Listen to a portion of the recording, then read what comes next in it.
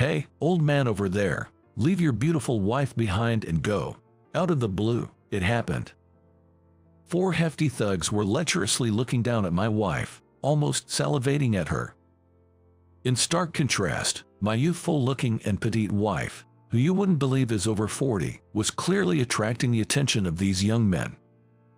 On the other hand, I, approaching my late 50s, have a look that's not quite fitting for my wife. Sometimes, I'm even mistaken for her dad, which paints a picture of a rather plain-looking guy. Here, it seems I'm recognized as her husband. It might be a tad inappropriate given the situation, but there's a part of me that's a bit relieved. Since her younger days, my wife often caught the attention of men, so such flirtatious approaches are probably nothing new to her. But witnessing her getting hit on right in front of me is something I've never experienced, leaving me momentarily lost in thought. Ignoring them probably wouldn't make them back off, and shouting would be undignified for a grown man.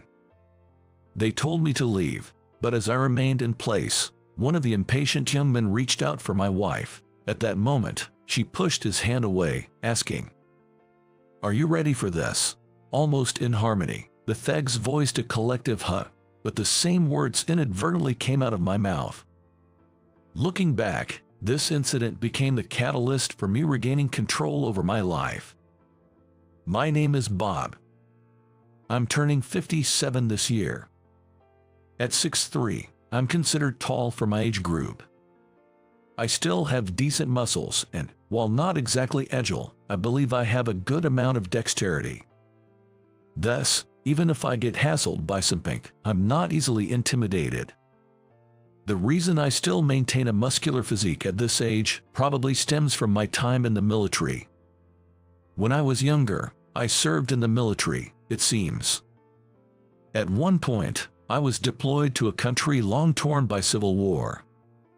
There, under the orders of rebel forces, civilians engaged in gunfights, with even children exposed to danger daily.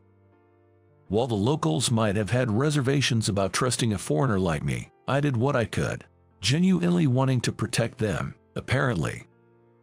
The repeated apparently and the uncertain details stem from a reason. I lost my memory and my right arm there.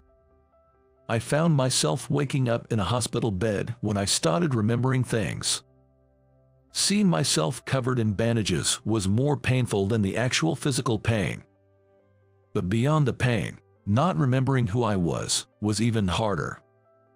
Name, I couldn't recall. Words, I hadn't forgotten. I could understand. I knew the names of things I saw, and I understood the basics needed to live. But that was it. Who am I? Where am I from? Every trace of my identity had been wiped clean. How am I supposed to live now?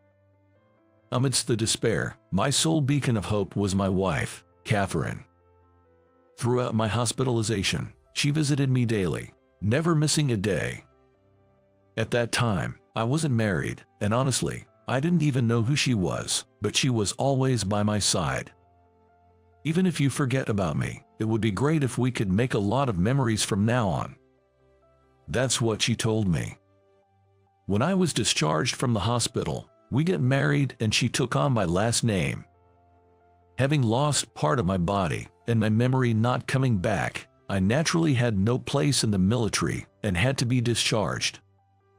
I was then given a large amount of compensation. It was enough money that if I was frugal, I could live without working for the rest of my life, but I didn't want to just do nothing. So, I started job hunting. There were limited jobs I could do since I lost my dominant arm and my memory, and I was rejected in several interviews. Eventually, a small cleaning company hired me. I was assigned to places where I could work even with one arm missing, like cleaning offices or schools. I couldn't remember my past, but my life was fulfilling. Above all, when I got home, my beloved wife, Catherine, was there. I decided that this is my life now and found happiness in spending the rest of my life with Catherine. At her suggestion, I retired at 55. Fortunately, we had enough savings to live comfortably in retirement, and Catherine also worked. I had planned to keep working as long as I could, but I decided to retire because I didn't want to worry Catherine. However, I didn't really have any hobbies, so once I retired, I had a lot of free time. If I had to pick something close to a hobby, it would be my daily walks. I started going for walks almost every day. It was a beautiful Monday morning. That day, as usual, I prepared Catherine's breakfast and saw her off. After doing the laundry and some light cleaning, I left the house around 9 a.m. I guess you could call me a stay-at-home husband since I mainly take care of the housework. It was a routine to stop by the grocery store on my way back from my morning walk to buy dinner. On my walking route, there's a large housing complex, and in front of it is a large park with no play equipment.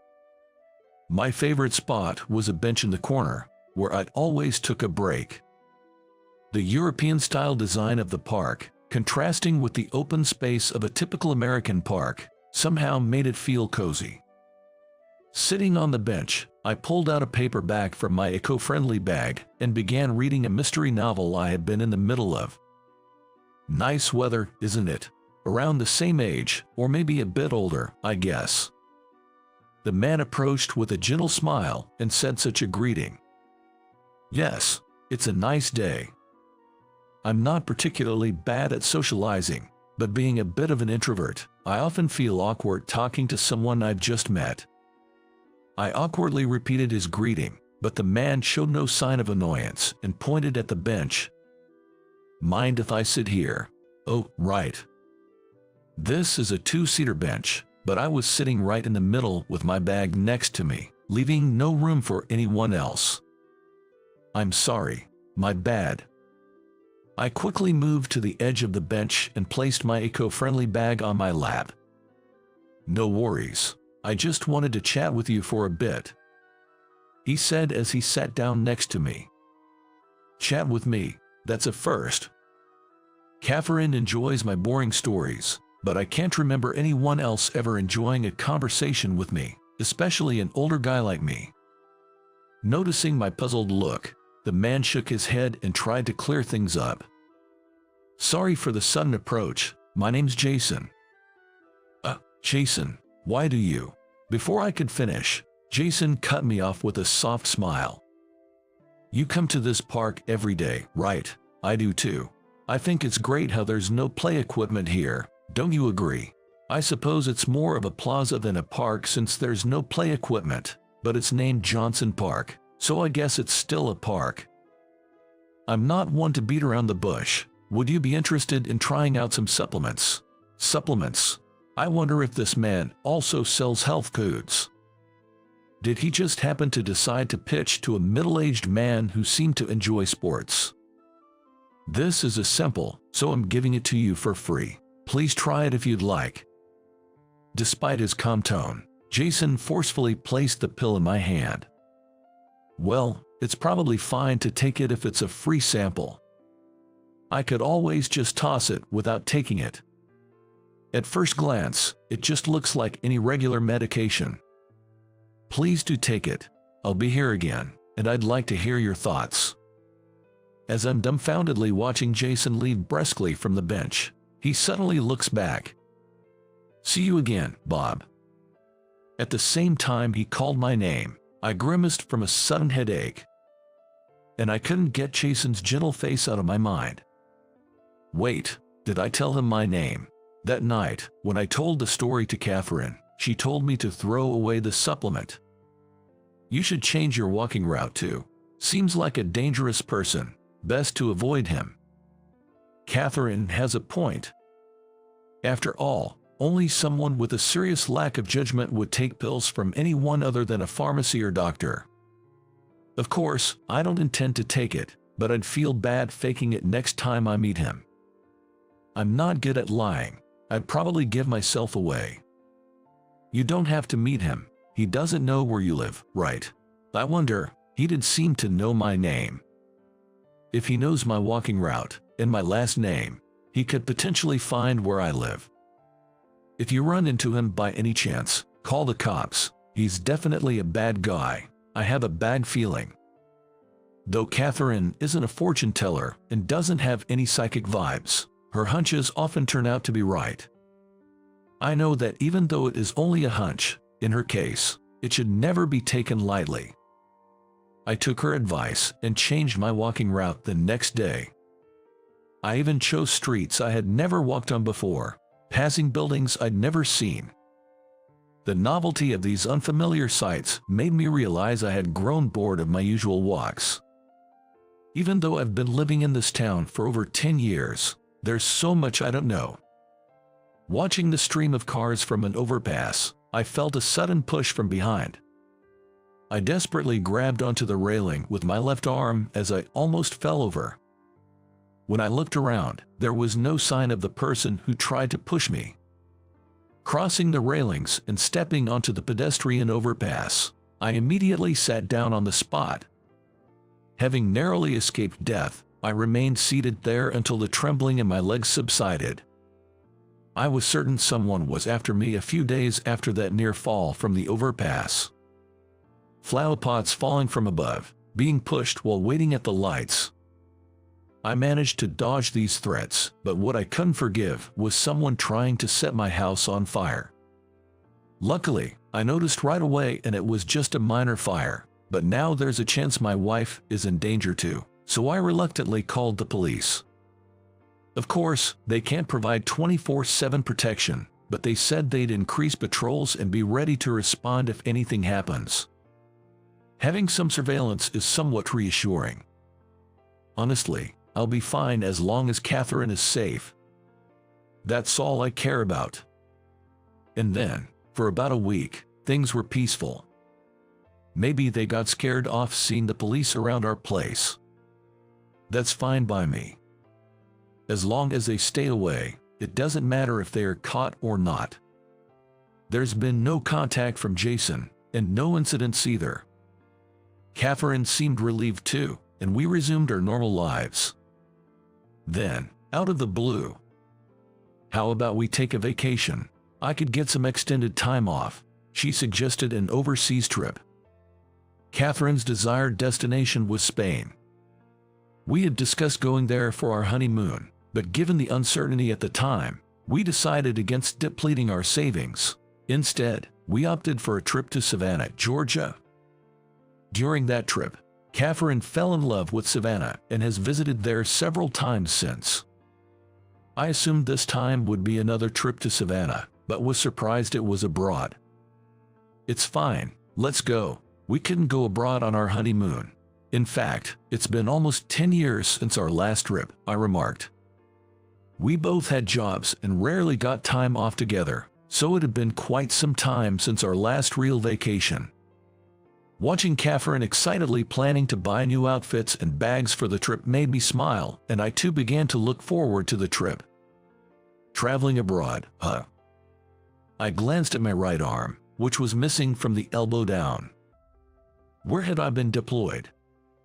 Catherine never liked discussing that period, so I never pressed for details. As such, I don't know where it was or what the conditions were like. There had been ongoing conflict, but I doubted it was Spain. Boarding a plane might bring back memories.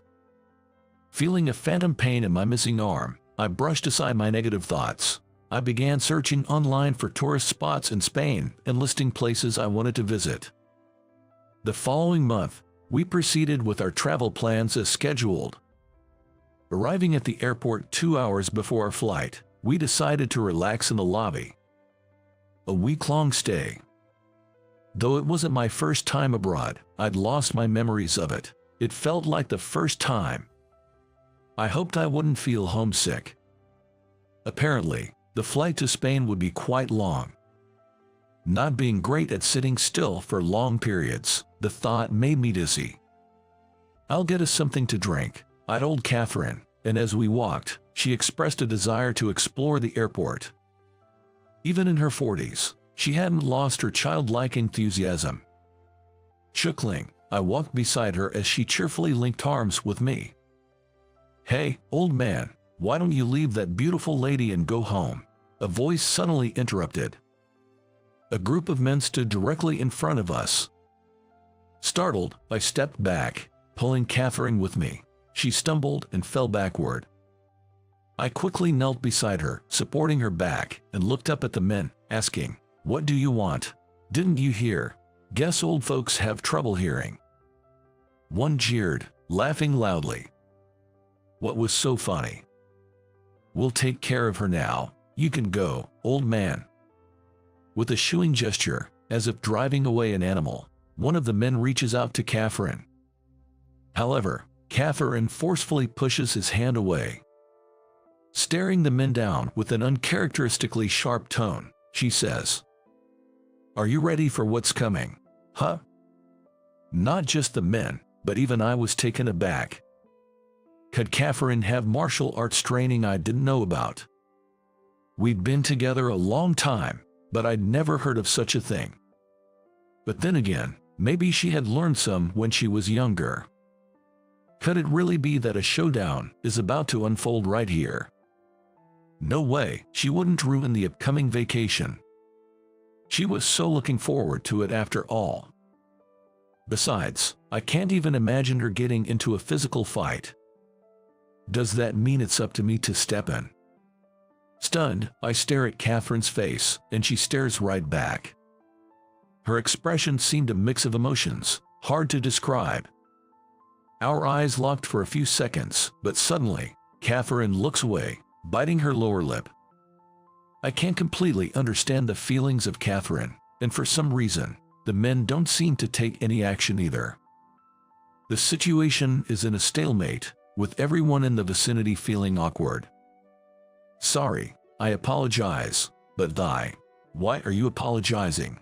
Confused, I tried to ask Catherine for clarification, but the men seemed to have run out of patience. "Hey, don't ignore us like that." A man roughly grabbed my jacket collar and forced me to stand. His strength, coming from what appeared to be a nearly 6'5" tall frame, was just as imposing as he looked. One solid hit from those massive arms could knock anyone out. "Come at me, man." Surprisingly, he let go of my collar and wanted a fair fight. What is he thinking? I can't even understand Catherine's intentions. I'm paralyzed with confusion, and honestly, I don't feel like engaging. I can't imagine coming out of a fight with such a huge guy unscathed. Being close to 60, I know better than anyone how vulnerable my body is to impacts. Seeing my distress, the man did not hesitate and raised his fist. Anticipating the damage to my left cheek, I cringe, but suddenly, everything around me moves in slow motion. His right hand is slowly coming at me. Seeing his attack, my body reacts on its own accord. My left hand lands a counterpunch, almost like it's being drawn in, right into his left chest. The next moment, he was lying in front of me, eyes rolled back. My heart is pounding. I tried to calm myself, but strangely, my mind was incredibly calm. It felt as if I wasn't myself, as if someone else had taken control of my body, making everything seem so distant. A woman's scream echoed from somewhere. She must have seen me knock the man down. Only then was I able to move again.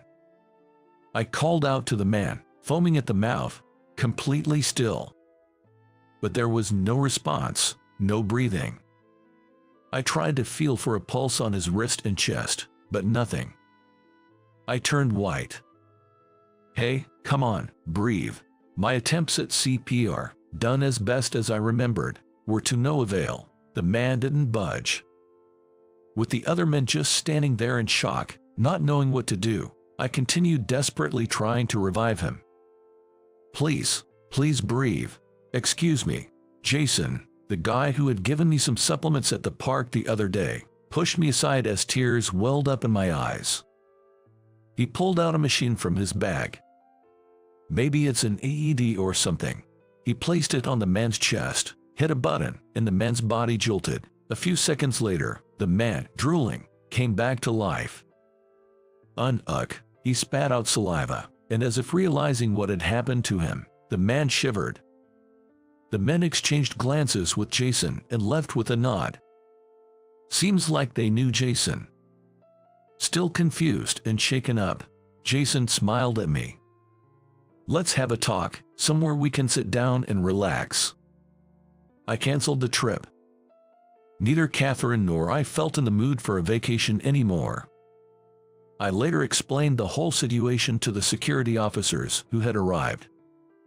Objectively speaking, I was the aggressor, so it'd be their duty to hand me over to the police, but the man I had hurt didn't press any charges. With Jason testifying on my behalf, confirming it was self-defense, I was let go without any legal complications.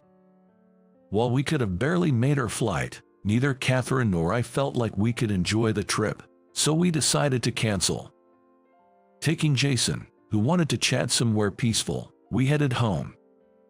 I had planned to meet him at a local cafe, but surprisingly, it was Catherine who suggested we talk at home. It was supposed to be the first time Catherine and Jason met. Given that Catherine seemed to detest Jason for giving me some sketchy pills, I wondered why she'd invite such a man into our home. After all, he had stood up for me during that airport kerfuffle, so maybe this was her way of returning the favor. Once we got to the house, we got straight to the point without any small talk. So, where should we start? Sipping the coffee Catherine had made, Jason shrugged with palms facing up.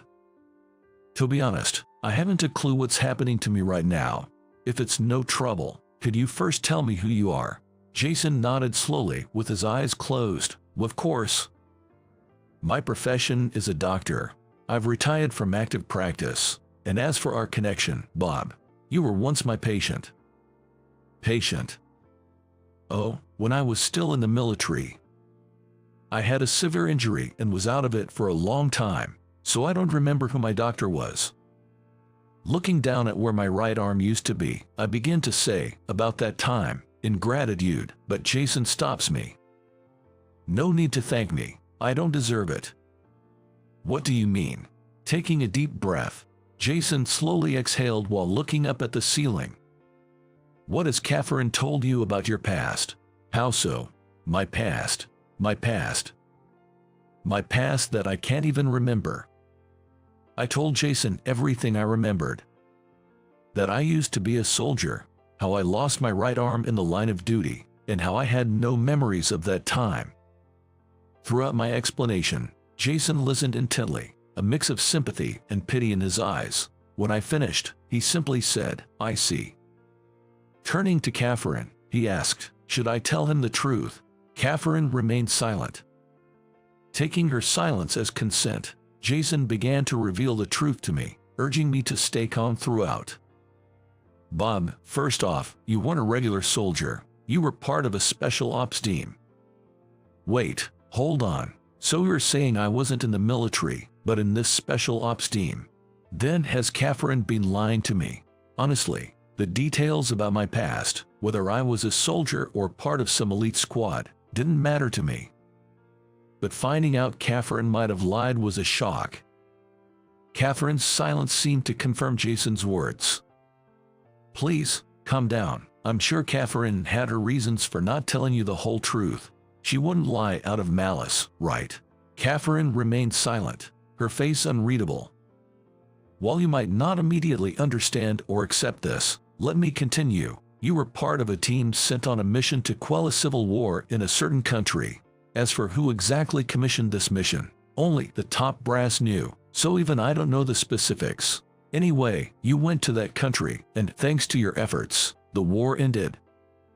I was probably being praised, but the shock of Catherine's possible deception had me feeling like I was listening to someone else's heroic tale.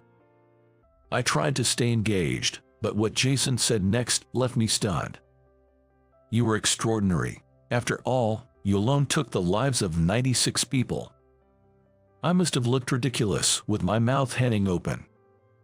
Perhaps Catherine was crying at seeing my reaction, but I couldn't tell.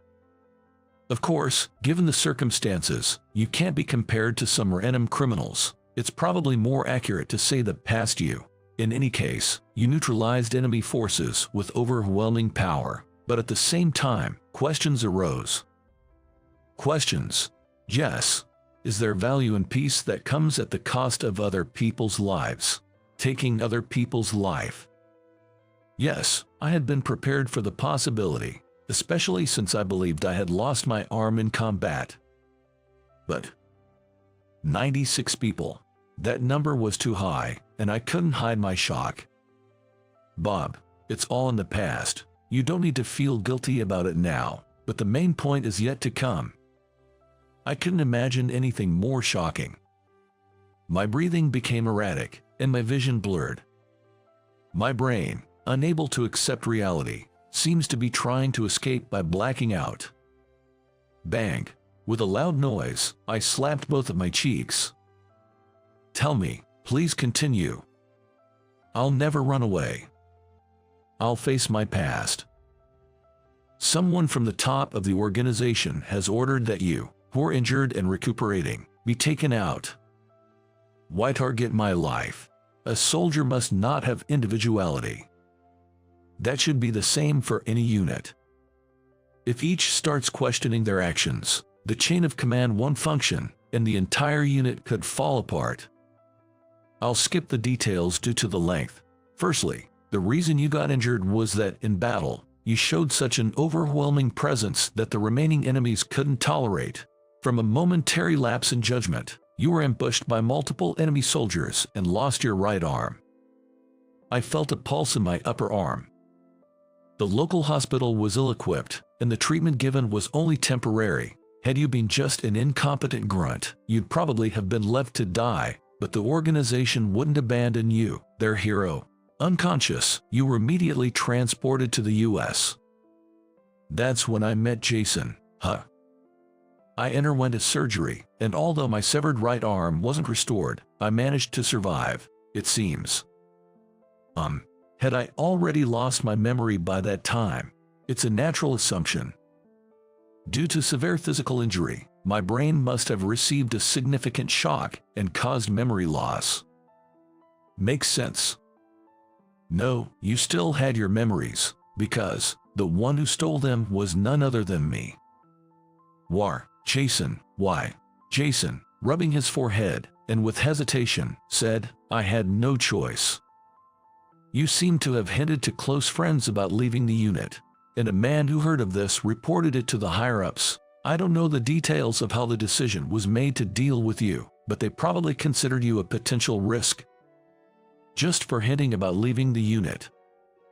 Given it was a secret unit, they probably had various secrets, and there might have been concerns about a leak. But there was someone who opposed your removal. He was your superior. Citing your achievements and character, he begged for your life. Of course, he was turned down, but he persisted. In the end, at the cost of his own life, he saved yours. So, you're saying he died, in my place? Jason looked genuinely regretful and nodded deeply. That man was. Jason's gaze shifted to Catherine. Catherine's father. Without thinking, I stood up from my chair. A mug fell over, spilling coffee, but no one seemed to care. Catherine. It was mind-blowing. The thought that my beloved wife's father died because of me. Given his sacrifice, you were saved, but it wasn't as simple as letting you go free. They asked me to erase your memory, but erasing memories isn't as easy as it sounds. After trying various methods, I finally got a drug that could induce amnesia. It's obviously illegal, though. So I was made to drink that and lost my memories. Physically, you recovered well. Regarding memories, it might sound insensitive to say smoothly, but we managed to erase them without issues, and once you were fit to be discharged, you were united with Catherine, the daughter of your former boss, and led a happy life. Jason, ending the story with a deep emotion, stared intently into my eyes. Now, why did I appear before you now? It's to observe your condition. So, you came to check if my memories are indeed gone. Jason clapped his hands and nodded exaggeratedly. You're quick to grasp, exactly. But isn't that contradictory? If your job is to ensure my memory is gone, why tell me all about the past? Jason grinned mischievously and said, You really catch on fast. It's simple. The organization you belong to wants your memories permanently gone, So, all you need to do here is drink the amnesia drug again. But if I suddenly told you to drink this, you'd find it suspicious, wouldn't you? Like when you discarded the supplements I gave you earlier. That's why I decided to be transparent and have you drink it willingly. After all, it'll be erased from your memory anyway. Why not spill the beans about the organization here? So, Bob, if you take this, everything will be resolved. With a wink, Jason presented a single pill in his palm. This is the memory-erasing drug. Yes, it's a safer version than the one you took before. Go on, take it. Jason forcefully placed the pill in my hand. He sighed, saying, "Phew," and drained his cup of coffee. After all that talking, his throat must be parched. This lifts a weight off my shoulders. If I take this, I'll forget about Catherine. What's more, I might even forget who I am. Plagued by this fear, I stared blankly at the pill in my palm. You want to spend a peaceful retirement with your wife, don't you? A smart man like you understands what I'm getting at, right? Do I have no other choice? After all, it's rather audacious for someone like me, who's taken so many lives, to now wish for my own happiness. Moreover, if taking this pill ensures no harm comes to Catherine, then losing my memories seems a small price to pay. But I'm sorry, I can't take it. Come on, Bob. After coming this far, don't get cold feet. Living your life constantly under surveillance.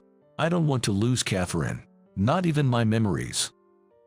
Catherine has always stood by me selflessly. Even if she lied, it's not a big deal.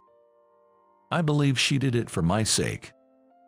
Besides, I'm certain she isn't the kind to use people for her own benefit. Above all, she's not the kind of woman who would condone being saved at the expense of someone else's sacrifice. That's why I trust her. I'll even forgive her lies. I don't know what this organization plans for us, but I'll protect her with all I've got. Even at my age, with a body that hardly moves. Moreover, I'm missing an arm. There's little I can do. Honestly, I'm not confident I can protect Catherine to the end. But I can dedicate the rest of my life to her. To spend my life with her till the end. Oh, choke.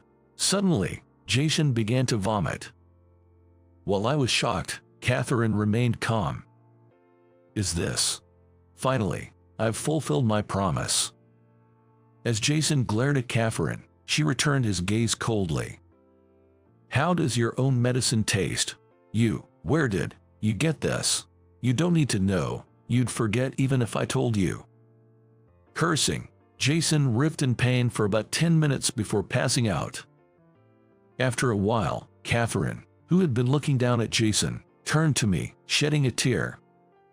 It's over, finally. I'll tell you everything. He just wanted to test his drug. An hour later, Jason woke up. Not remembering who he was, I took him to a local police station, saying, I found this elderly man wandering around, and left the rest to the police. Considering the drug's effects, I doubt he'll have a peaceful retirement. When I got home, Catherine, who had cleaned up Jason's mess, was waiting. Most of what Jason said was true, but some things were different. She had apparently learned about my situation from her father. The organization initially wanted to use me in a support role after I got injured and was no longer fit to be a soldier. However, Jason opposed that. He was eager to test his drug on me, suggesting to erase my memory and then expel me from the organization.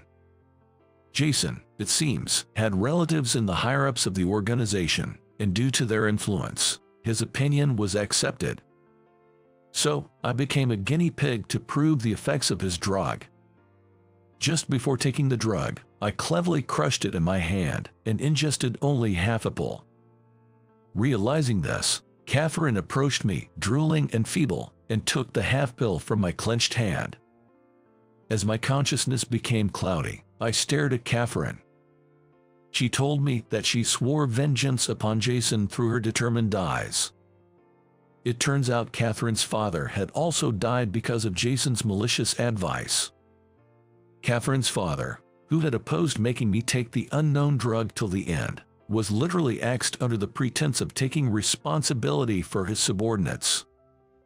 Between her father and me, Catherine held a deep-seated resentment towards Jason.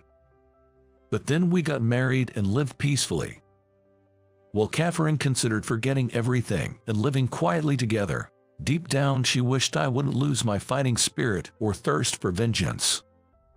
She wanted us to confront and take down our enemy together.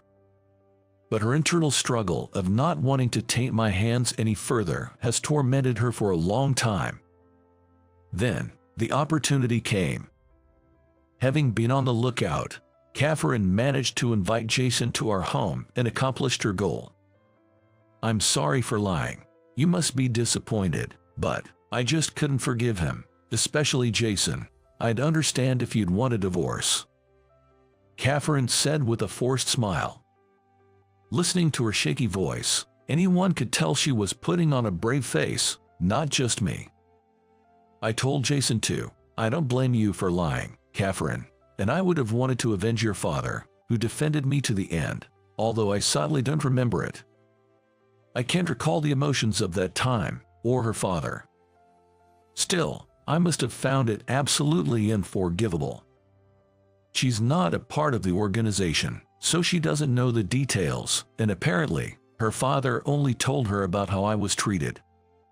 I may have lost my right arm and my past memories, but now I have my left arm and you. That's more than enough for me. With my only arm, I hugged Catherine tightly. Feeling her slender, fragile body sobbing in my embrace made her seem so vulnerable. Jason's situation became a minor news story.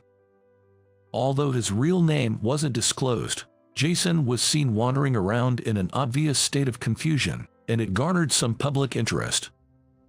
For some reason, the media tracked down my address as the person who found him, but I declined all interviews and maintained my silence. It's only natural for me, the person involved, not to comment, but it makes me wonder why, after taking the same half pill, I only lost my memory while Jason lost his entire sense of self. But it's pointless to ponder it now. Catherine and I have continued a healthy marital relationship. We even went on our long-anticipated trip to Spain, enjoying our first ever overseas journey as a couple. Catherine mentioned excitedly that she wanted to visit every country in Europe. Even if we visited one country a year, we'd have to live past 100, but living a long life just to see her smile seems worth it. Hey, what's the big idea barging in like that? Just because you're a foreigner doesn't mean you can do whatever you want. The scene is at a pub where I work part-time. A large foreigner is yelling loudly. The buzzed customers around him are getting agitated. Caught in the middle is a nearly teary-eyed college girl, Lily. At this rate, it seems like someone might start a fight. For a moment, I hesitated to intervene. If I did, they might find out the secret I've been hiding since I started working here. Everyone might be heartbroken when they find out about my hidden past. But seeing the distressed Lily made all my fears seem insignificant. I wanted to help her. With that determination, I stepped out of the kitchen and stood in front of the irate foreigner. And then, my name is Max. Ever since I was young, I've struggled with social interactions. It didn't matter the gender or age, I simply found it hard to converse with others. I remember feeling this way since kindergarten. Back then, what interested me the most were books. I started with picture books and gradually became interested in novels. Of course, many of the words were too advanced for me at the time, and I probably didn't grasp more than half of the content. Nevertheless, I thoroughly enjoyed trying to understand the settings and the emotions of the characters. That process was my greatest joy. However, understandably, my peers weren't interested in that at all. When I tried to talk about it, they'd say, "I have no clue what Max is talking about." Conversely, I couldn't relate to the cartoons or comics they discussed. Ever since then, I've lived a life avoiding much interaction with others. But you can't go through life all alone. My laid-back mom, noticing that I, now in college, still spent most of my time alone, told me, "You should really get out more and make at least one friend. If that's too much, at least get a job and see more of the world." Of course, I understood what my mom said, but I really didn't want to interact with people. I was even looking for a job where I could work independently. You can't go through life all alone, you know. Actually, if you took up a part-time job or something, you might find some folks you really click with. Even my dad sided with my mom. Reluctantly, I realized they were both teaming up to tell me this. Given the circumstances, right after graduation, I started looking for a part-time job. Around that time, the only senior at college who would talk to me referred me to a pub. When I explained the situation, he said, "If that's the case, want to try working here?" So, I ended up working at the pub he recommended. That pub isn't part of a chain or anything. It's run by my senior, who's the manager. According to senior, it's an old establishment handed down from his grandfather, and the menu shows its age. It's worn and torn in places. I really like the unique taste it has. The manager, either seriously saying this or just not wanting to change things, would set things up with a laugh that made you unsure of his true intention. The seating arrangement included a few counters and tables, and the establishment only had 2 small booth areas. Moreover, the manager was seldom at the restaurant, as he had other tasks to attend to. He usually left the place to his assistant manager, named John. That guy really works me to the bone. He always makes me do the complex dishes, so my cooking skills just keep improving.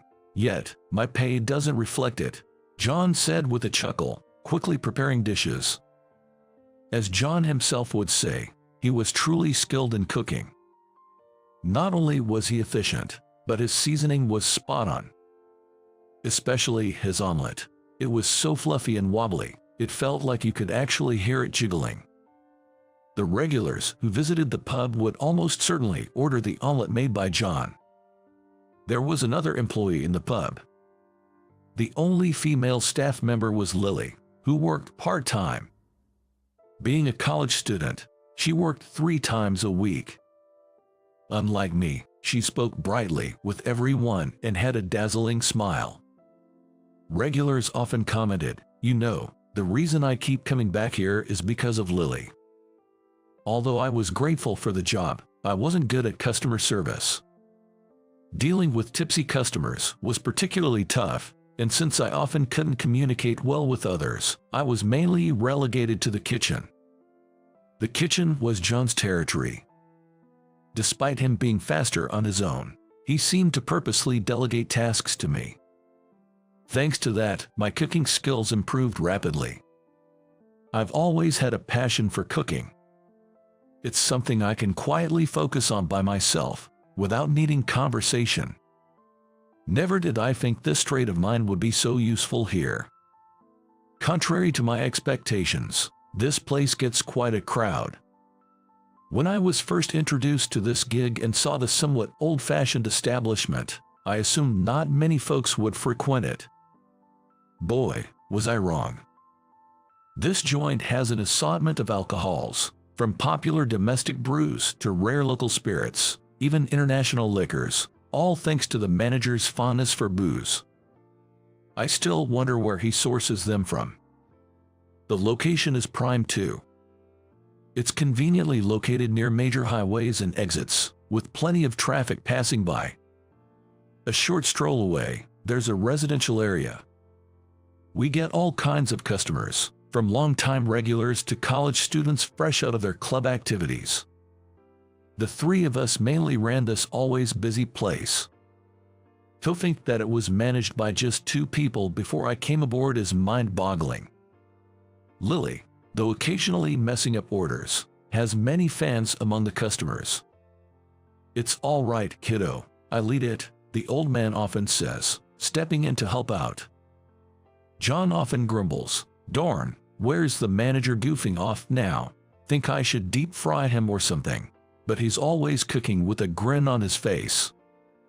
"John, this omelet is just out of this world." Lily's voice echoes from the dining area. To which he'd reply, "All right, I'll whip up another one for free, on the house." Sure, it was a busy gig, but I look forward to every shift. Half a year flew by since I started. Every day was hectic, but it felt hundreds of times more fulfilling than before. I was getting more adept in the kitchen, and could even anticipate what John needed without him asking. At times, I'd also help Lily out. Helping, in this context, meant delivering dishes to the tables closest to the kitchen. After closing up, the four of us would occasionally have drinks. The manager would bring out some fancy drink he wanted to try, offering everyone a glass. John, on the other hand, would quickly prepare some delicious snacks that paired perfectly with the drink. And it's always typical for Lily to grumble while she drinks. Lily is in the literature department, majoring in classical literature. She wants to be a librarian in the future. Her words excited me. Indeed, living surrounded by books sounds wonderful. For me, such days would be a luxury. Sadly, being in a science department, I can't get a librarian's certification. When she gets tipsy, she starts talking non-stop about infamous stories of famous authors. You know, I love Fitzgerald. Oh, I mean F. Scott Fitzgerald. But just for his looks. John sighed. How many times have I heard that? Fitzgerald was a jerk, right? John probably had heard these complaints way before I started working here. Not just him. Fitzgerald stalked Hemingway, and Hemingway had stalked Fitzgerald. So, what you're saying is, all we got from classic literature are stalkers. Aren't there any decent guys? The manager urged Lily to improve the image of classical literature. Well, Poe was always in debt, and Bukowski was known to love his alcohol, to a fault. Lily, in her drunken state, couldn't help but lower the reputation of these literary figures. Even these famous guys were this bad, right? Men are just the worst in the world. What a radical statement. Though I thought so, both the manager and John were like, yeah, all men are trash, trying to comfort her. It wasn't the first or second time Lily made such remarks. Whenever we had a drink after work, she would always bring up these authors as examples to stress how terrible men are. I have a feeling she might have had a bad experience with a guy in her past. But neither John nor the manager asked her for details, nor did they explain anything to me. I was curious, but I couldn't ask Lily directly. I was also surprised that I became interested in Lily's past. Before I knew it, I became intrigued by a coworker, which was quite unexpected for someone like me who generally isn't interested in others. In these 6 months, I silently applauded the growth in my feelings. During my part-time job period, there was something else I noticed. The manager seemed to be quite fond of Lily. I mean, he seemed to really like her, if you catch my drift. He was quite the caretaker, or perhaps just very attentive. Well, they are both of the right age, so there's nothing wrong with that. There shouldn't be an issue, but I can't help but watch their interactions. That's how my days went by. One day, as usual, manager wasn't around, so the three of us were serving the customers. It was a typically busy day when something out of the ordinary happened. We had a foreign customer. Judging by looks might not be fair, but that customers probably were German. They were around 6 feet 3 inches tall and extremely muscular. If they were to punch a guy like me, I reckon just one hit would shatter all my bones. And it wasn't just 1 or 2 of them. They were 6. I hadn't anticipated such big folks coming into such a tight space in the pub. Lily, taken aback, led them to the seating area. It got a bit crammed because of the other customers, but it couldn't be helped. The foreign customers seemed to understand the place was busy, so they didn't complain and just ordered. Their English was broken, but Lily managed to take the orders and safely return to the kitchen. Phew, I made sure to take that order very carefully. John joked, if you messed up, you'd probably get a whooping. At that comment, Lily double-checked the order slip and muttered, maybe I should ask again. Luckily, all the ordered dishes were served, and the foreign customers left looking satisfied. After that, customers kept pouring in without a break. Cooking non-stop, I took a moment to look at the clock and realized it was almost closing time. I was pretty worn out.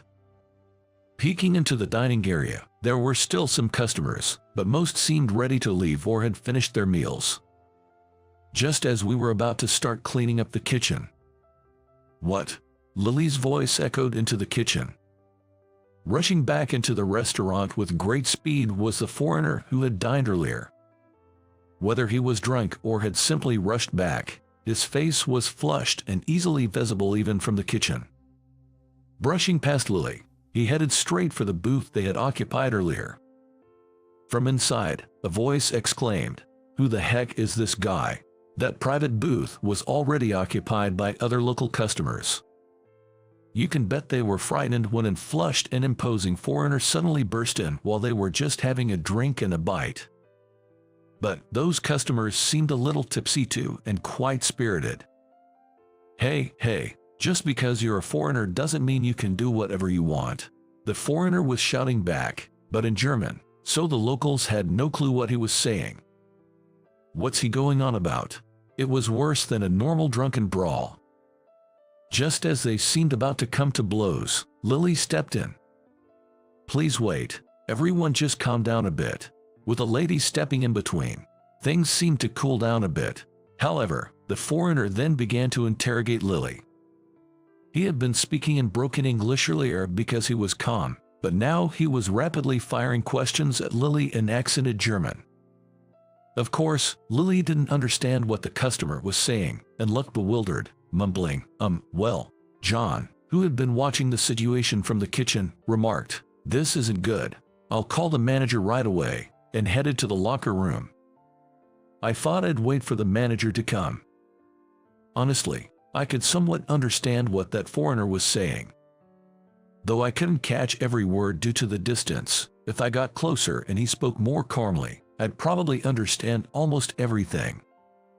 But if I did that, it might ruin the life I've built up to now.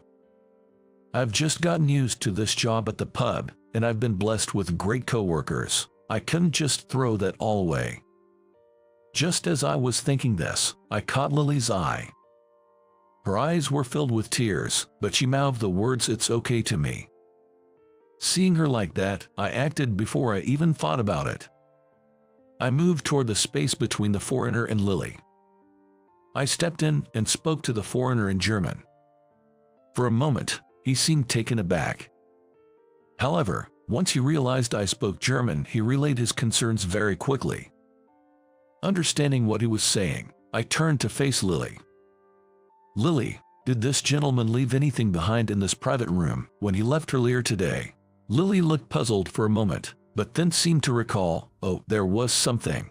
She then brought a small black box wrapped in cloth from the kitchen. It was a pretty old-looking box. Upon seeing it, the foreigner exclaimed, "Oh," and grabbed it. Upon opening the box, an antique fountain pen emerged. "That's what he was looking for," I said. Upon hearing this, Lily replied, "Oh, I see. It looks quite old, but it seems to be well maintained. I thought it might be a cherished item, so I kept it stored carefully to ensure it wouldn't get scratched."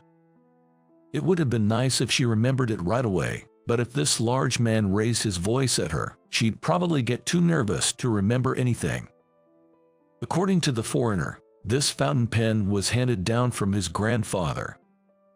During wartime, his grandfather, who had been injured on the battlefield, was treated by an American soldier who was his enemy. Even after the war, he kept in touch with that American soldier, who had then passed on this fountain pen to him. Since then, it has been handed down to his son and grandson and kept safely.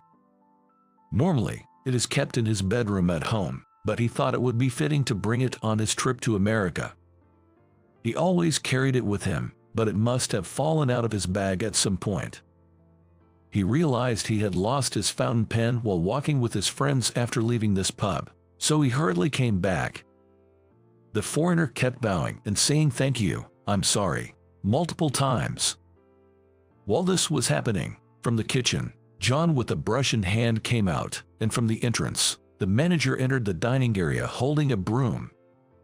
By the time they both arrived, the situation had been resolved. A muscular man was apologizing profusely to me, and the mood was light, with some clapping and cheering probably due to a few drinks. Later that night, instead of our meal, the four of us had some snacks. Lily sat next to me and said, "Thank you so much for today. I was so scared, I thought I'd faint." She laughed but, as expected, was leading up to a question. "But how did you know German? And not just a bit, you were fluent, right?" John chimed in after those words. "Exactly. You communicated just fine. Who the heck are you, Max?" It was the worst-case scenario I had feared. I looked to the manager for help, but he was just smirking, taking small sips of his local beer. I thought it was time to spill the beans. Actually, after graduating from MIT, I decided to pursue my graduate studies there, aiming for a research position that I could handle alone. I was planning to go to Germany this September to further enhance my skills. I did all this just to work alone, something my folks criticized, but it was crucial for my life's plan. Until September, I thought I had time, perhaps for some reading at home. That's when my parents, as I mentioned earlier, told me to get a part-time job. That's how I ended up working at this pub, being invited by the manager, my college senior. Even now, I study German in my free time and can comfortably converse in German. I plan to further focus on mastering technical terms and such. I apologized for keeping all this a secret. I was afraid that if I told John and Lily that I graduated from MIT, they wouldn't treat me the same. I had recently discovered the joy of socializing, and the thought of our bond breaking was terrifying. But that doesn't excuse the fact I was faking it. I deeply apologize for that. The two were stunned for a moment, but quickly snapped back, and John said, spitting in disbelief, "Hold on, I have so many questions, but if Max's senior is the manager, does that mean the manager went to MIT too? Wait, going to Germany in September? That's just 2 months away. Are you quitting, Max?" Lily approached me with a fiery intensity. If she had shown that spirit earlier with the foreigner, I bet she could have handled it herself, but I only thought that and kept it to myself. By the way, the manager chimed in, this guy was top of his class in college. That unnecessary comment only stirred the pot more, causing a bigger commotion among the two. "Max, sure, I was surprised to hear you graduated from MIT, but that doesn't change the fact that we've worked together this long. I'll miss you in just 2 months. I want to become closer friends." From that day on, Lily seemed to warm up to me, and I too began to trust her more. Every day, although gradually, I found myself laughing more. However, an issue arose just a week before the end of my part-time job. That day, as usual, the manager was out, and unfortunately, it was also John's day off. Luckily, the pub wasn't too busy, and Lily and I could manage just fine. During that time, a rough-looking middle-aged man walked in. Since Lily was busy delivering food, I handled the customer service. By now, I had become quite good at handling customers. When I showed him to a table, he asked me, "Is there a girl named Lily here?" I thought he was placing an order, but he was actually asking for a staff member. While I was trying to grasp what he meant, Lily came out of the kitchen with some dishes. Seeing her, the man shouted, "Lily, you, so this is where you've been hiding." Upon seeing the man's face, Lily froze in place. She had a look of sheer terror. Not the surprise and fear she had with foreigners, but pure, unadulterated fear. She was so scared she couldn't move a muscle. The man tried to forcibly grab Lily's arm and drag her outside. I immediately stepped in. "What are you doing to our employee?" My voice was strong, but it was drowned out by his shouting. "Shut up. You should mind your own business. It's a parent's right to handle their child." Parent? Is he claiming to be Lily's father? Yet, he doesn't seem to be lying. Just because you're a parent doesn't mean you can do whatever you want. What's wrong with you? My words annoyed him, and he kicked over a chair in the pub. "Who the hell do you think you're talking to?" Ignoring the other customers, he started punching the wall and throwing chairs, causing a ruckus. Screams erupted from the surrounding customers. This could lead to police involvement. Unfortunately, I'm your typical geek. I've never been in a fight my whole life. Being fluent in German doesn't help in this situation. Lily's in trouble right in front of me, and I'm helpless. Lily's father shouted at me, "What can a little punk like you do?" and took a swing. But I had no idea how to dodge, so I just closed my eyes, bracing for impact. I heard a dull thud. Yet, I felt no pain. Hesitantly, I opened my eyes and saw a wall in front of me. To be precise, it was a massive, wall-like back. I remembered. Today, in the back private room, that foreigner Eric with the fountain pen had come in with his buddies. Eric said in broken English, "Oh nice, is it my turn now?" flexing his fist. Lily's father was taken aback for a moment by the sudden appearance of the imposing man. But he quickly regained his confidence and shouted, "What's with the foreigner stepping in?" Eric then began speaking in German, his voice calm but with palpable anger. Lily's dad didn't understand a word the big foreigner in front of him was saying. To make matters worse, he soon realized he was surrounded by Eric's crew. He looked like a dwarf surrounded by giants. Eric asked me to translate. Just to clarify, I'll translate exactly what Eric is saying. I began. "I serve as a police officer in Germany. It's a dangerous job, often confronting violent criminals. I can't arrest you here in the US, but turning you over to the local authorities would probably be easier than facing some of the criminals back home. If it comes to that and you resist, be prepared to get hurt. You might need a few months to fully recover, or so," he says. Soon after, the other foreigners started sharing their professions. "I'm a boxer. I'm in the military." Each profession seemed tough. It appeared the confidence of the once bold father was shattered as he hastily and clumsily retreated. As he left, the surrounding customers showered Eric and his muscle crew with applause. Lily respectfully bowed and expressed her gratitude. She asked me to translate her feelings, but when I assured her that her gratitude was evident to Eric and the others without any translation, she let out a sigh of relief. Eric and his friends apparently traveled from Germany to the US to attend the wedding of an American friend. That friend, it seems, is also an American football player. Eric wanted to express his gratitude to Lily for carefully storing his cherished fountain pen, so he visited the pub once more before heading back to Germany. Of course, he added that he also enjoyed the food here. In particular, he loved the variety of liquor they had.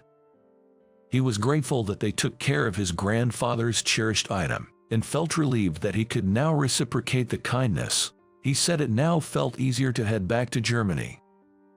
Tears streaming down her face, Lily bowed deeply as she and I bid Eric and his group goodbye.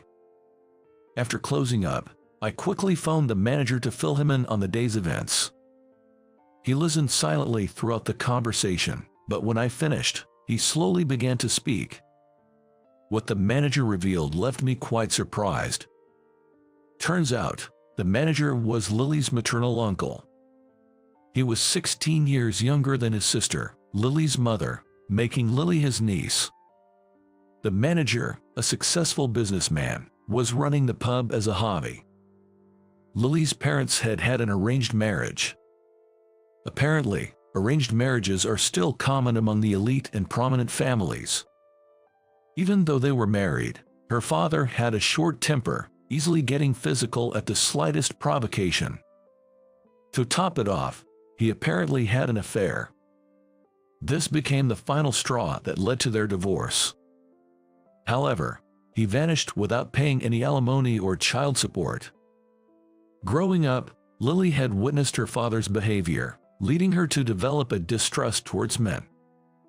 Even though she led a comfortable life with her mother after the divorce, Lily still struggled with this mistrust. Her father's side of the family went into debt after their business venture failed. This time, the reason why they tried to take Lily with them is unclear. The manager said that they might have intended to demand money from Lily's maternal grandparents using Lily, or they might have tried to make money using her. I was simply taken aback by Lily's father. I couldn't believe that not only did he physically abuse his own daughter, hitting and kicking her, but he also had the audacity to ask for money. He was worse than any lowlife Lily ever complained about. But just because such a scumbag was driven off by a foreigner once, doesn't mean he wouldn't come back a second or third time. When I expressed this concern, the manager said, "Don't worry, I'll handle it. It's my pub after all. It can't let you steal all the glory, right?" I could tell he was smirking even over the phone. Later, there was a news article about a company's CEO being arrested for tax evasion in a corner of the newspaper. The company had been struggling for a while, and there were reports of unpaid wages to employees and illegal working hours. The article said company CEO, but the man in the newspaper photo looked quite shabby. I wasn't sure if that man was Lily's father, as I honestly didn't remember his face, but since then, he never came looking for Lily. A few days before heading to Germany, I finished my last shift and was ready to go home. "Max, are you really leaving? Without you, this place won't run. It's probably on its last legs, you know." As always, John had sharp words for the manager. With tears streaming down her face, she tried to stop me. "When you come back to the States, you absolutely have to visit this place. I'll be waiting," said the ever-cheerful Lily. I replied, "Definitely," and then left the pub. Lost in thought about the whirlwind past few months, my phone buzzed with a text notification. It was a message from Lily. "Can we keep in touch?" Seeing the message, I immediately turned around and ran back to the pub, which was now out of sight. When I arrived at the pub, Lily was already standing at the entrance. "The manager said he's taking the day off, so you can head home," Lily said, looking puzzled. Through the pub's window, I could see the manager giving a thumbs up. Seeing that, I blurted out, "Lily, there's something I really want to talk about." I had been engrossed in my research in Germany. Every day was an exhilarating experience, surrounded by talented people, something I couldn't have experienced in the US. It wasn't just about being smart. I was amazed by their creativity and perspective, which was entirely different from Americans. Plus, Germans express their opinions at an incredibly fast pace. To be honest, every day I'm struggling to keep up with the conversation. I kept checking my watch. Only 5 minutes had passed since I last checked. Noticing this, a fellow researcher named Payne teased me. "Keep checking your watch like that, and your girlfriend's gonna get jealous." The group around burst into laughter. "I get to see her today after so long. I really need to go," I replied. Even as Payne and the others continued their banter, I made my way to the airport without another thought. While waiting for Lily at the airport, I found myself lost in thought. Relationships with others are indeed a mysterious thing. Reluctantly, I'd taken up a part-time job at the insistence of my parents. In just a few months, I'd gotten the hang of customer service. I'd lived a life avoiding interactions and had planned to continue doing so. Now, here I was, being teased by colleagues and waiting for my girlfriend at the airport. I wondered how Eric, that brought Lily and me closer, was doing. Becoming his interpreter and even handling her overbearing father had solidified our bond. It's incredible how small interactions can yield such significant results. Engaging with others truly enriches life, I realized. As I was having this thought, a familiar voice called out from behind. "Hey, Max, sorry to keep you waiting." "Welcome home, Jason." "I'm back, Ashley." Having someone to exchange such greetings with when you come home is comforting. Her name is Ashley. She's the woman I live with. But we're neither lovers nor family. After all, she's just a high school girl I happened to meet. My name is Jason Roberts. Other than one aspect, I'm just your everyday white-collar worker. The one thing that sets me apart might be the fact that I have no family and am all alone in this world. My mom left our home with my younger sister when I was just a kid and never came back. My dad, without working and always drowning his sorrows in alcohol, put me in a foster home before I reached adulthood and passed away suddenly from illness.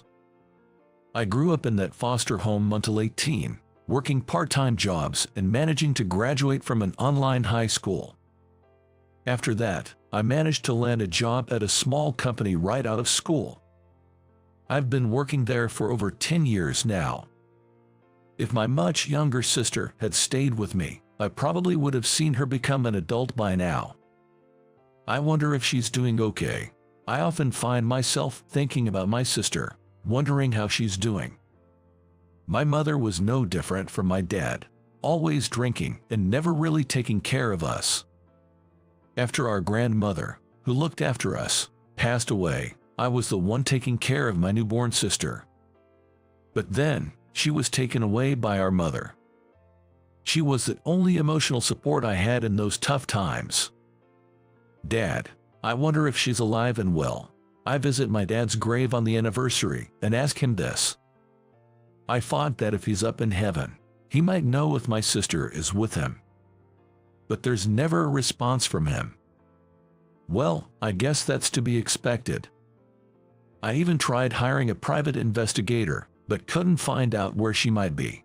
After visiting his grave, I found myself wandering around the cemetery. That's when I saw it. A young girl was walking at a slight distance. Oh, a pastry. The girl, wearing a dirty school uniform, was hungrily devouring a pastry that had been left at someone's grave. Her cheeks were sunken, and her complexion looked poor. It didn't seem like she had been eating properly. I felt like I shouldn't be watching, so I averted my eyes. But was she one of those kids who suffered because of irresponsible parents? Thinking that, I couldn't just leave her alone. I turned my gaze back and approached her. "Are you hungry?" "Huh?" As she stuffed her face with the pastry, she jerked in surprise. Well, it makes sense. A stranger man suddenly talking to a girl her age would naturally make her wary. Given the circumstances, it's just that kind of situation. I think there's a good deal of embarrassment involved. Don't worry, I'm not a creep or anything. I just want to help you out." Huh? The conversation came to a halt. The more we talked, the more awkward it seemed to get. Feeling the tension and not wanting to overthink it, I pointed at a nearby diner's sign. "How about we grab a bite there? We can talk more after." That was how I met Ashley. Coincidentally, my sister's name is also Ashley. Of course, this Ashley isn't my sister. There's a resemblance, or rather, the first time I saw her, I briefly thought of my sister, but they're different in age. I figured we'd have a meal, I'd get to know her situation, and then I'd either take her home or to some safe place, like the police or a shelter. But then again, before I knew it, we started living together. It's because she felt she had nowhere else to go. Today, I made your favorite white stew, Jason. How's the taste? Yeah, it's delicious. When I come home from work, Ashley cooks dinner for me. Seeing her eat the stew across the table, there's an elegance to her. Though she came from a loving family, Lately they've been arguing over her career every time they see each other. Fed up, Ashley left her home. Thinking her family would report her to the police if she left without saying anything, she lied, saying she'd stay at a friend's house until things settled down. She believed that doing so would ensure her school would think her parents were handling things well. She thought she had taken all precautions. She is a genuine young lady, has never had a single part-time job, and has no idea of the harshness of the world. At first she bought food with the little pocket money she had and her savings and slept in a youth hostel, but she soon ran out of money and had to subsist on food from a soup kitchen in a park. While sketchy men tried to approach her numerous times, she firmly declined every time. She might not have much experience with the real world, but she instinctively understood that there were worse things than living on the streets. "You still don't want to go home?" "I don't want to return to that house anymore." Every day I'd ask her the same question, and her answer was always the same. In hindsight, it's strange. If Ashley was wary of the shady guys, why did she trust me? I'm also a man. Normally, you'd think she'd see me as dangerous and keep her distance. "Why did you come with me?" I had been asking Ashley, a question that had been bothering me. She paused her meal, seeming to search for the right words. "I just felt you were safe, I guess." She said that, lost in thought, and didn't elaborate further. It felt like Ashley was hiding something. That was the vibe I was getting, but I couldn't push her for answers. We sat in silence for a while until she suddenly murmured, "But I can't keep relying on you. It's not fair to you. I need to figure out what to do next." I asked her this. "But, are you okay? Can you talk to your parents properly? If someone is by my side, I might be able to sort out what I want to say." She had been looking down, but then raised her head, pleadingly looking at me. It was clear from just that look what she wanted to convey. "Got it, then let's go meet your parents together." Hearing my words, Ashley's face took on a peculiar expression that looked both relieved and somewhat lonely. "To settle this means the end of our current way of life. Ending our life together is sad, but we can't continue like this forever. Even if everything's okay for now, if her parents eventually contact the police and they find out about our situation, claiming that I, a man unrelated to her, am merely taking care of a high school girl, won't fly with the cops. Moreover, I doubt this environment, where she's not going to school and staying at home, is good for Ashley. It's best for her to settle this soon." A few days later. What should I do? They're gonna be mad, right?" In front of the house's entrance, Ashley looked at me with pleading eyes. "Well, you haven't been home for days. Just go with the flow. Go on, ring the doorbell." After my prompt, Ashley hesitated a bit before pressing the bell. "Hello." Then, a woman who looked a lot like Ashley opened the door. Mom, I'm home." "Ashley." Ashley awkwardly greeted the woman, who embraced her tightly. "You finally came home. I'm sorry. I understand. Your father and I have stopped fighting. We decided that we should talk things out and stop arguing over trivial matters." "That's good. So you're not fighting anymore?" "No, after you left, we finally realized how much we've hurt you with our selfishness. I'm sorry, Ashley." Relief appeared on her face. Then the woman turned to me. "And you are?" I'm Jason. I've been looking after Ashley." "Looking after? Weren't you being cared for at a friend's place? You've been living with this man." Upon hearing her mother's words, Ashley awkwardly looked down. I could see why. It'd be shocking for a parent to learn that their daughter has been living with a stranger for days. I wouldn't blame them if they called the police. However, after closely examining my face, Ashley's mother said something astonishing. You're Jason, right? Jason Roberts." "Huh? How do you know my name?" "I thought so. When I got a good look at your face, I realized, I know about you. You're related to our late daughter." I've seen a childhood photo of you with her at the facility. You resembled the boy in the picture." My eyes widened in shock at her words. What does she mean by daughter? And she passed away. The first thing that came to my mind was my sister, Ashley. What happened to Ashley? Then I was led to the living room and reunited with Ashley.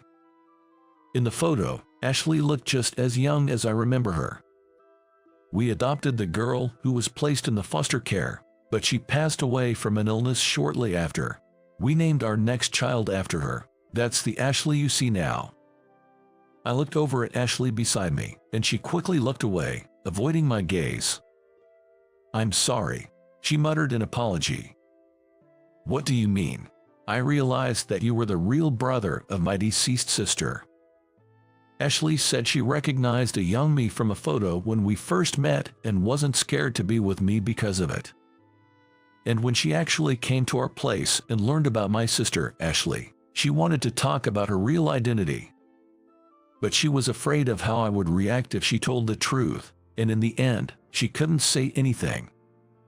It's such a coincidence to meet my sister's brother. Looking at the photo, my sister was smiling happily. She looked much healthier than when we lived together. She must have been loved and taken care of by Ashley's parents. But I never found her, and our reunion happened in the worst way possible. I sat down in front of the photo and prayed silently. "Ashley, I'd finally found you. I'm so sorry I couldn't find you earlier. And Dad, why didn't you tell me about Ashley?" Holding back tears, I muttered my greetings to Ashley in heaven and my complaints to my father.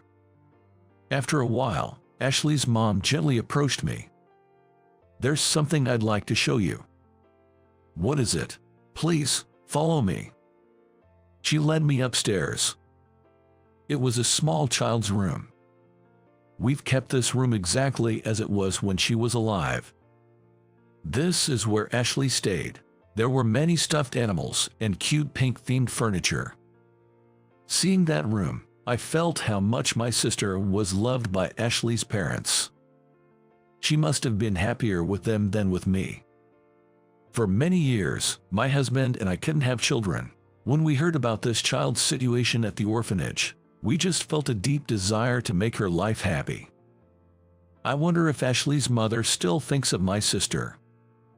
There was a faint trace of tears in her eyes as she gazed around the room. "I truly believe that Ashley was happy after you folks adopted her." I said those words sincerely. You could tell by looking at pictures in the room of her sister, Ashley, but even more so by observing the genuine goodness of the Ashley sitting beside. At my words, her mother nodded and stepped into the room. "There's something I'd like to give you." Saying this, she brought over a lovely pink biscuit tin from a shelf. "She wrote letters to you every day." Handing it over, I gently opened the tin. Inside were numerous letters with crayon scribbles. "To Jason, I got new parents, but you are my only big brother. I wish you could live here with me. Jason, are you okay? Ashley is fine. I miss seeing you. Jason, are you far away?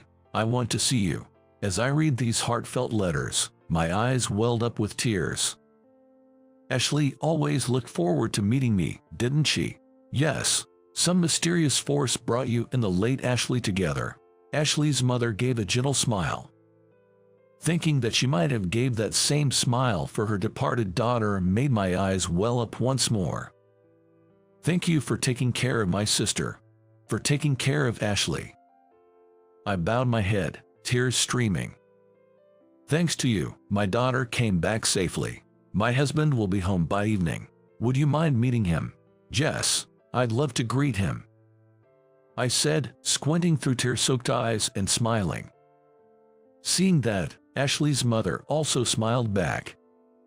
After that, I met Ashley's father, and the four of us shared stories about my sister and the time Ashley stayed at our home. The time we spent together was so warm, it felt like I was with my real family. Please come visit us anytime. Do you really want someone like me? If it's Jason, you're always welcome. Her dad also said this. and since then I've met up with Ashley's family regularly. Today, Ashley brought me to visit my sister's grave. I remember the first time I met Ashley. It was at my dad's grave. I never imagined that meeting Ashley would lead me to reunite with my sister. Fate works in mysterious ways. We offered flowers and my sister's favorite cookies on the grave.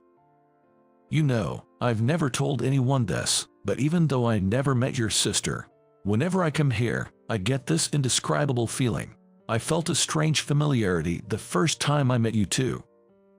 Hearing this, a thought crossed my mind. Could it be that Ashley is the reincarnation of my sister? If that's the case, it might explain the feelings Ashley has. Well, such things probably don't happen. Ashley quietly prayed at my sister's grave, then slowly opened her eyes and turned to me. I think of you as my real brother, Jason. Can I call you Big Brother from now on? She asked with a hint of nervousness in her expression. Wanting to ease her tension, I nodded firmly. I think of you as my sister too, Ashley. Let's stick together. Okay, likewise, Big Brother. Ashley smiled with a bright, sparkling grin. That smile reminded me of the cheerful grin my late sister had, and I found myself smiling along. After graduating from college, I got a job at an electronics manufacturer, and now I'm a salesman handling big box stores and retailers that sell household appliances. Ouch, the pain's flaring up again. For the past few days, my bottom left molar had been swelling up. That day, after my second appointment, a sharp pain surged through that molar. It was an unusual pain for such a mere cavity. When I looked around, I noticed a signboard of a dental clinic. It was one of the chains, with 5 branches across Oregon. I needed to get this severe molar pain treated immediately, or I wouldn't be able to speak. Upon entering the dental clinic, a young, friendly female dentist named Jessica attended to me. She carefully examined my mouth and said, "Your wisdom tooth has developed a cavity." I visited her for about a month during my work breaks. That's how I met my wife, Jessica. Despite her limited experience, her cheerful nature and friendly smile made her a favorite dentist among children and their parents. 3 months after meeting Jessica, I proposed to her. Our relationship went smoothly, and we got married 2 years later. After a while into our marriage, Jessica's skills as a dentist improved, and she even began training new dentists and dental assistants. On the other hand, my sales performance was average, nothing exceptional. I haven't achieved any significant results, and I'm still an average salaried employee. Every day, I would sigh, comparing my vibrant and passionate wife to myself, an unremarkable salesman. One evening, while sipping coffee after dinner, a thought crossed my mind, which I verbalized. In the grand scheme of things at the company, I'm just another replaceable employee. There are many like me. Grasping my shoulder, Jessica responded with a serious look. "Bob, the company might think they can replace any employee, but for the clients, not just any salesperson will do. I understand this because of the drug reps that visit our clinic. It's the trust that makes them comfortable. For those clients, you are irreplaceable, Bob." Her words struck me like a hammer blow. It dawned on me what real value meant. That single statement from Jessica dramatically changed my perspective towards my job. As the saying goes, change the mindset, and the actions follow. My client relationships and contract numbers doubled in no time, and I clinched the top spot in sales performance. Later, I was promoted to a managerial position. It was my first raise in 8 years since joining the company. By that time, Jessica was managing one of the 7 branches of the dental clinic chain. Though we didn't have children, we respected each other's lifestyles, believing it was the ideal form for a couple. Then one day, during a lingering summer heat in September, Jessica's phone rang. It was from a hospital near her parents' home in Texas. Jessica's parents had been involved in a multi-car crash, and they were taken to the emergency room. By the time Jessica and I arrived, her father had sadly passed away. While her mother survived, she was left with a lasting injury in her leg. After her father's funeral and the memorial service, Jessica brought up something she wanted to discuss. "Bob, I'm considering taking over the family dental clinic back home." "What?" I exclaimed, taken aback. "And I want you to move with me." I had seen it coming. Her family's home was in Texas, a distance that required a flight from our current place in Oregon. Commuting was out of the question. "You want me to quit my job to be with you?" I asked, and Jessica replied with a slightly awkward look. "I'm sorry. I know you've just become a manager and things are going well at work, but since my dad passed away, I'm the only one who can take over the family's dental clinic, and being an only child, I have to look after my mom. Unlike a short-term out-of-town assignment, I'm left with only two choices: quit my job and move with Jessica, or maintain a long-distance relationship." "I get where you were coming from, Jessica, but I can't decide right now." "Okay. If I were to leave my current job, I haven't even started looking for a new job. I'm not sure if I'd even find one." Hearing that, Jessica said, "If you can't find a job you like, you can just help around the house. If you could take care of my mom during the day, it'd be a big relief. Since the clinic is private, if I work hard, I can support you and my mom." I was at a loss for words. She might be right. Even without my salary, she probably earns enough. But what about my past 8 years of hard work? "I'm sorry. I really need some time to think about it," I told Jessica and stepped outside. Becoming a stay-at-home husband. We've always shared household chores. Cooking, cleaning, laundry, I can handle them all. I'd probably manage caring for my mother-in-law too. But what would my mother-in-law think? Would she be uncomfortable with her son-in-law taking care of her day-to-day needs? That's a concern, and so is my job. I'm concerned about that, and about quitting my job where I've just been promoted. I pondered and came to a realization. I just can't do it. Depending solely on my wife's income isn't feasible for me. The next day, I spoke honestly to Jessica. She looked sad but said, "I get it. You can't just leave a job you've been dedicated to, but my decision is made. I want to continue the family dental clinic. I want to be with my mom." "I understand." And the decision was made. We'd live apart for a while. Initially, I'd use my days off to fly and visit her in her hometown. But soon, our busy lives took over, and our regular visits became infrequent. Calls and emails dwindled over time. Before we knew it, a year had passed since we started living separately, and we began to question the purpose of our marriage.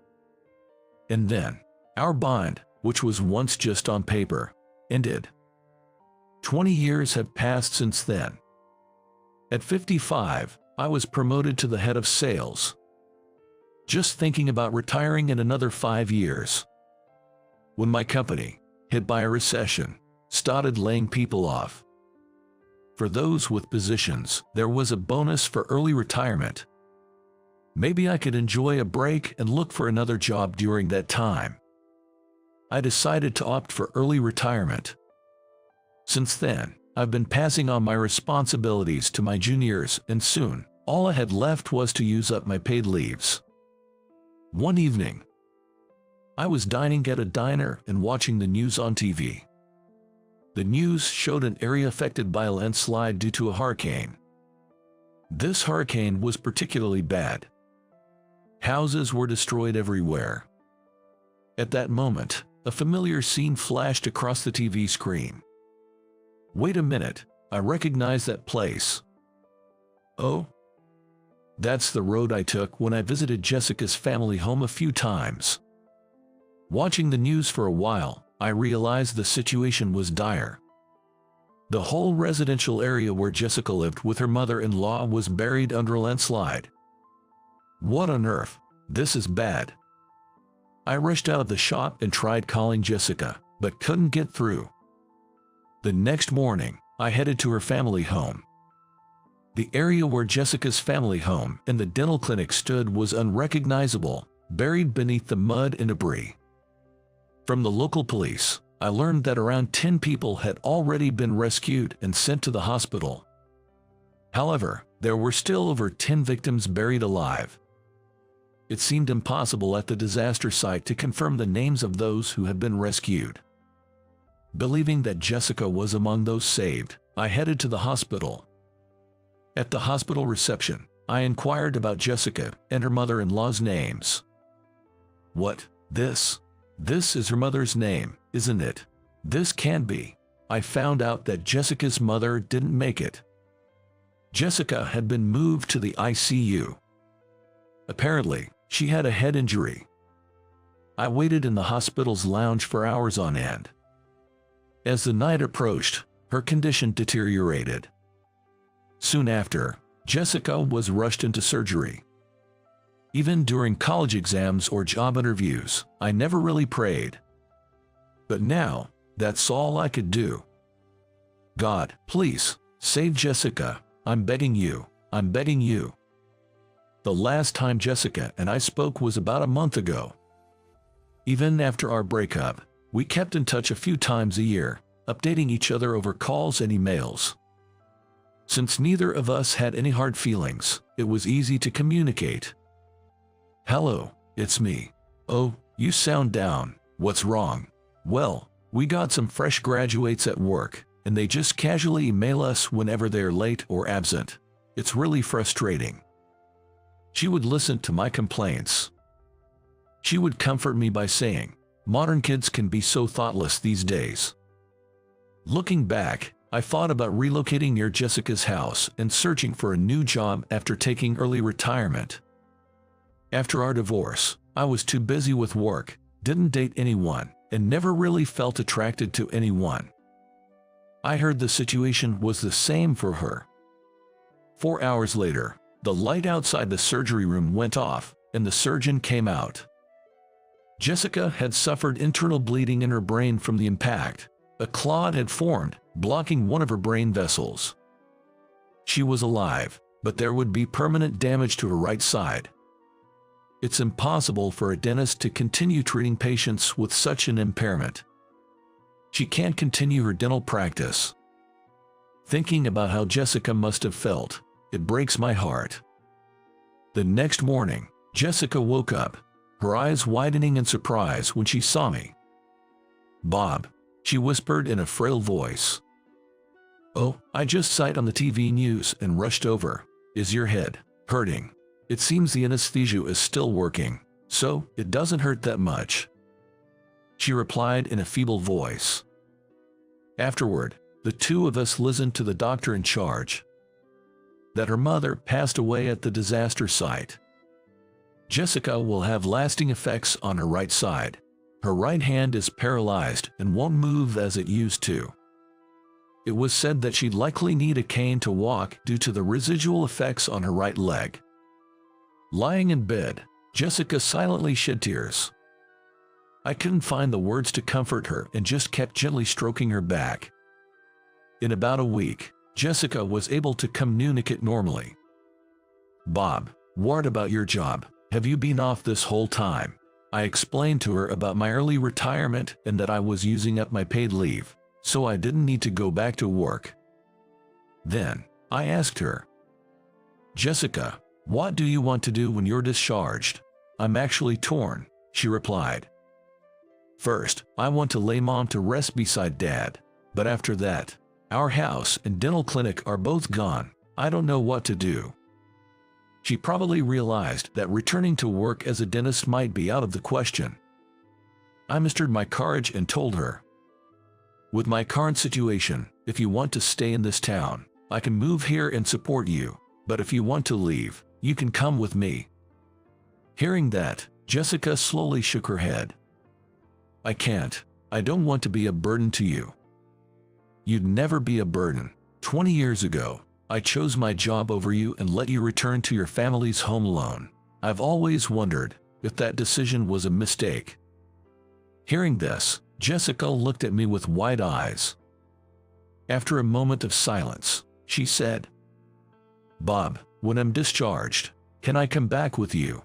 She looked a bit sad, saying that her cherished hometown had now become a place of painful memories.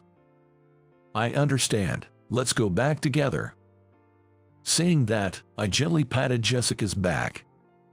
2 months later, we're now working as live-in managers for an apartment complex. Every morning, while cleaning the entrance, we greet the residents. "Have a good day." "Will do." Jessica is currently practicing typing on a computer using her left hand. She wants to create notices to post on the apartment's bulletin board. I'm always amazed at her persistence, no matter the years gone by. I thought I'd be the one supporting her, but I find myself drawing inspiration from her more often than not. Since living with Jessica, I've taken up cooking as a hobby. I still need her taste tests and advice, but I aspire to surprise her with a delicious meal one day, experimenting with different dishes daily. It's amazing what you can accomplish at any age, in any situation. I firmly believe that, moving forward, we'll continue to support and grow with each other.